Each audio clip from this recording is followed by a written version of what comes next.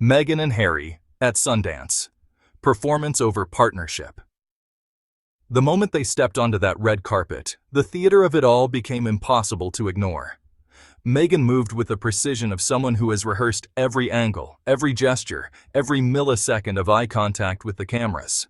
Harry, meanwhile, performed a different kind of choreography entirely, one of studied uncertainty, of hovering just beyond the frame, of waiting to be told where to stand and what to do next. This wasn't a partnership arriving at a premiere. This was a star vehicle with an increasingly reluctant passenger. You could see it in the way she angled her body toward the photographers while he shuffled slightly behind, his hand held not out of affection, but out of obligation. When she tightened her grip, it wasn't a gesture of connection. It was a directorial cue, and he obeyed, every single time. The man who once spoke eloquently about his trauma around cameras, about the psychological damage of constant media scrutiny, somehow managed to suppress all of that the moment a PR moment demanded his presence. Miraculous, really, how trauma can simply evaporate when brand alignment is on the line. The real telling moment came when the children entered the frame for photographs. Meghan's expression shifted almost imperceptibly. The smile tightened, the warmth drained, the patience withered, because suddenly she was no longer the sole focus. The children had inadvertently stolen her spotlight, and you could watch the irritation ripple across her face like a wave. For someone so committed to projecting maternal warmth and nurturing grace, that mask slipped faster than you'd expect. Because this wasn't about love, support, or partnership. It was about control. It was about ensuring that every lens, every camera, every ounce of attention remained fixed exactly where she demanded it. Harry's role was simple. Stand there, hold the hand, smile on cue, and never, under any circumstances, upstage the main event. He wasn't a husband. He was a prop, a very famous, very obedient, very clearly uncomfortable prop. The arrival and initial imbalance. From the moment they arrived at the premiere, the dynamic was unmistakable and impossible to ignore. Meghan commanded the spotlight with the precision of someone who knows exactly where every camera lens points at every given second. She strode forward with deliberate confidence, angling her face, adjusting her posture, hitting her marks like a performer who has rehearsed this exact choreography 1,000 times before. Every movement was calculated. Every smile was positioned. Every gesture screamed main character energy. Harry, by contrast, did something entirely different. He hovered. He waited. He lingered just outside the frame, appearing uncertain of whether he was meant to be there at all. Summoned rather than naturally present. A supporting player awkwardly waiting for direction. The visual wasn't subtle. This wasn't a couple arriving together as equals.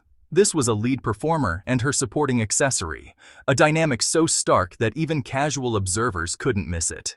In wider shots, the imbalance became almost uncomfortable to watch, Meghan radiant and centered, commanding every ounce of attention, while Harry occupied the margins, physically present but emotionally distant, following rather than leading, accompanying rather than belonging.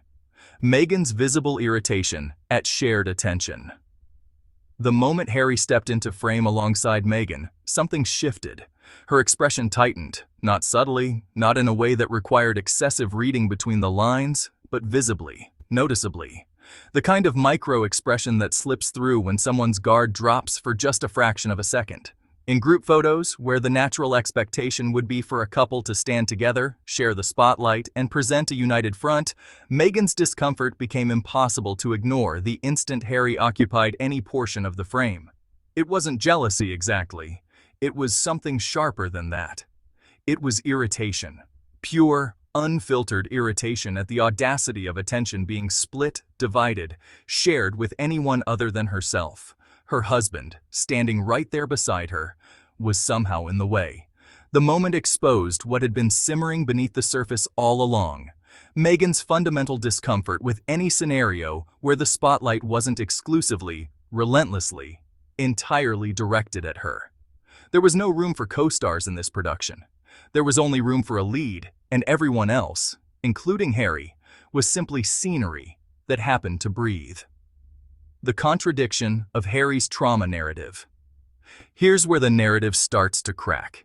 Harry has been remarkably vocal about his struggles with camera trauma and the psychological toll of media intrusion. He's given interviews, written extensively, and spoken publicly about paparazzi-induced anxiety and the lasting damage of relentless attention. He's positioned himself as a victim of the tabloid machine, someone whose mental health was genuinely compromised by the flashbulbs and the invasive gaze. Fair enough. Reasonable trauma. Documented pain. But then watch him at Sundance. Watch him step onto that red carpet, smile for the photographers, position himself for the shot, and pose on cue with the kind of practiced ease that suggests someone entirely comfortable in front of a lens. The contradiction is not subtle. His stated aversion to paparazzi attention somehow vanishes the moment there's a curated PR moment, good lighting, and friendly photographers aligned with the brand message. Suddenly, the trauma that supposedly haunts him disappears. Suddenly, he's grinning, performing, playing the part, miraculously recovered, triggered, apparently, only by attention and uncontrolled media, but completely asymptomatic when the cameras are friendly, the angle is flattering, and the narrative is pre-approved. The shift is so convenient, it's almost impressive. His willingness to pose and perform, to stand there, smile on command, and participate in exactly the kind of orchestrated image crafting he claims to despise, suggests that his camera trauma conveniently evaporates during moments when doing so serves a purpose, when it benefits the brand, when it's part of the show. And that, more than anything, reveals the fundamental dishonesty at work. The choreography of affection, when romance becomes routine.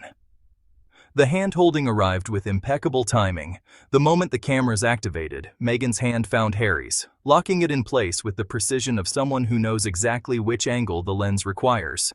It wasn't a gesture born from spontaneous affection or the natural impulse of two people excited to be together. It was calculated, rehearsed, strategic. Watch the footage closely, and you'll notice Harry doesn't initiate. He doesn't reach for her hand with eagerness or warmth. Instead, he receives it, sometimes even appearing to flinch slightly before settling into position, his body language reading less like romantic connection and more like compliance. His hand sits there, held in place, while Meghan angles toward the photographers with practiced ease. This wasn't intimacy caught on camera. This was branding optics dressed up in the costume of romance. The gesture screamed control, timing, and orchestration, rather than the spontaneity you'd expect from genuine affection. Harry's discomfort hung in the air like an unspoken truth nobody was supposed to acknowledge. His stiff posture, the absence of a genuine smile, the way his gaze seemed to drift away from her face.